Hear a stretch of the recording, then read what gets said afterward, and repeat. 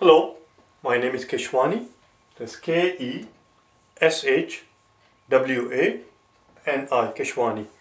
I have been solving math problems for GMAT out of this book here, the GMAT Review, the official guide, 11th edition. The problem that I'm about to solve is the one that you will find on page number 186, problem solving, number 248 in this book right here. If you happen to have the newer edition, the 12th edition, which is this book right here, you will find the exact same problem in the 12th edition on page number 185 as opposed to page 186. Page 185, and in this book it is problem number 229 because there are fewer problems in the newer edition compared to the old edition. In the 11th edition, there are 249 problem solving questions, and this is the one that I'm about to solve is 248. The penultimate one, the very second to the last one. Let's see what it has to say.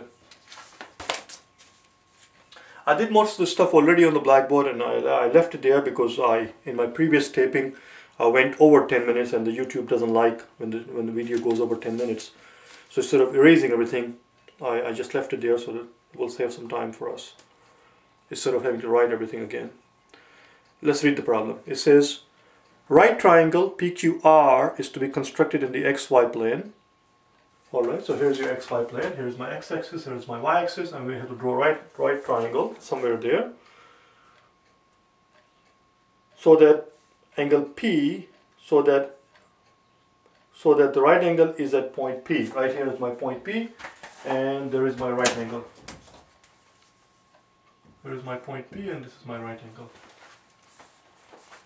And PR is parallel to x-axis. As you can see, PR right here is parallel to my x-axis.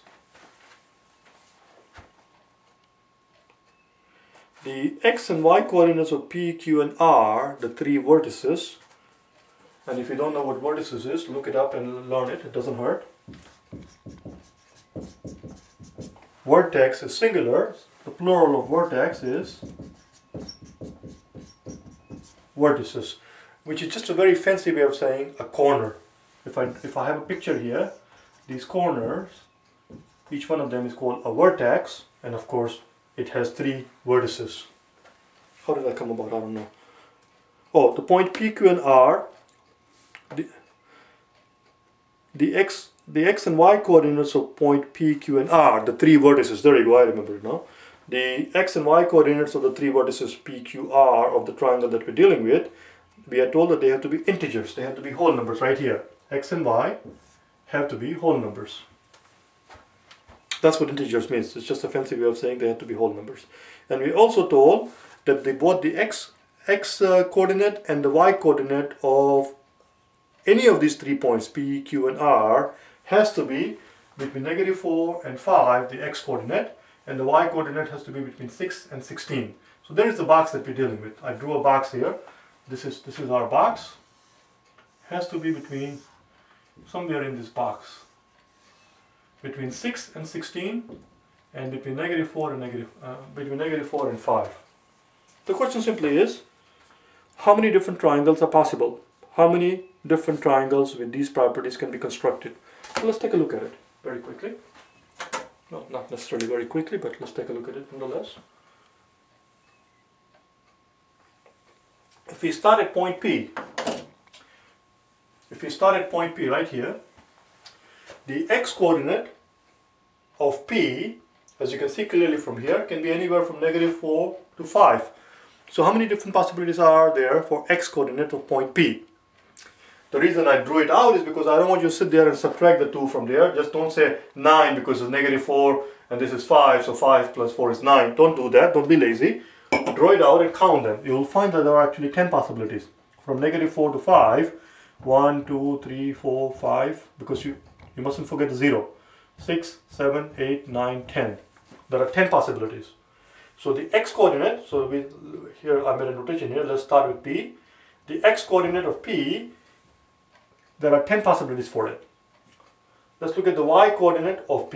The y coordinate of P can be anywhere from 6 to 16. The y coordinate of the P can be anywhere from 6 to 16, and again, don't subtract the 6 from the 16 and just simply say 10 possibilities. That's why I drew it again here from 6 to 16. Here's my 6. 7, 8, 9, 10, 11, 12, 13, 14, 15, and 16. Let's count them.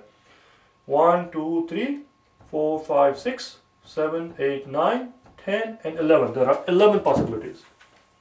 That tells me, therefore, hence the notation here, for those of you who do not know it, this notation here. Therefore, that's how it's read. Therefore, point P, let me rewrite this thing because it's a little bit erased. Therefore, point P can be put at any of the 10 times 11, 110 different locations for point P. So we're done with point P. Once point P is fixed, now we can talk about the point Q and the point R. Let's talk about point Q next. Seems logical. P, Q, R. So let's talk about Q. So once point P is fixed, once I have fixed point P right here, for example, once I have fixed point P, once point P is fixed, so is the x coordinate of Q. So is the x coordinate of Q, because the line PQ is parallel to y-axis. So this is my y-axis, and if this line is parallel, once I fix point P, then x coordinate of Q is also fixed. That's what this says. So is the x coordinate of point Q. Let's talk about the y coordinate of point Q. The y coordinate of point Q could be any of the points that are remaining. There are altogether 11 of them. Once we locate point P, we have used up one point, which means any of the remaining 10 points can be assigned to point Q. Hence this arrow there. See, there are 11 of them to begin with. We have assigned one already, so we have 10 remaining. Which means point Q can be placed at 10 different locations. We are done with point Q now. Let's move on. Let me change the color so I can demarcate the work. This is separate. There we go. Similarly, once P is fixed, so is the y coordinate of this point, because PR is parallel to x-axis. Since if PR is parallel to x-axis, once I fix point P, let's pretend that this hand here, this is P and this is R, and this is my x-axis. Once I fix point P, then the y coordinate of R is also fixed. I do not have a liberty of choosing any old point for the y coordinate of R. It's already fixed. So is the y coordinate of R. Let's talk about the x coordinate of R. The x coordinate of R can be any of the remaining 9 points, because we have 10 to begin with. Right here, there are 10 to begin with here. Let me use the blue color so it doesn't. We had 10 different possibilities for the x coordinates. We have 10 different possibilities for the x coordinate of point P. Once I have chosen one point for point, once I have chosen once I have chosen the x coordinate for the point P, I can use any of the remaining 9. Hence, I'm going to retrace it so you can see where I'm going with this thing. There you go. We had 10 to start out with, now we only have 9. So therefore, altogether, how many different possibilities are there? Well, let me point out here. For P, there are 110 different possibilities. For Q we said there are 10 possibilities.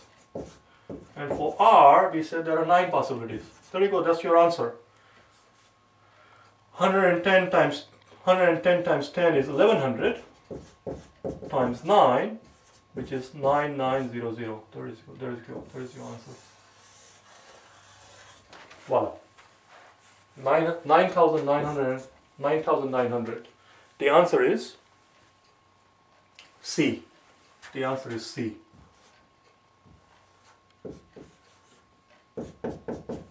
That's all. Let me take a look at the clock in the back, see how much time I've used up.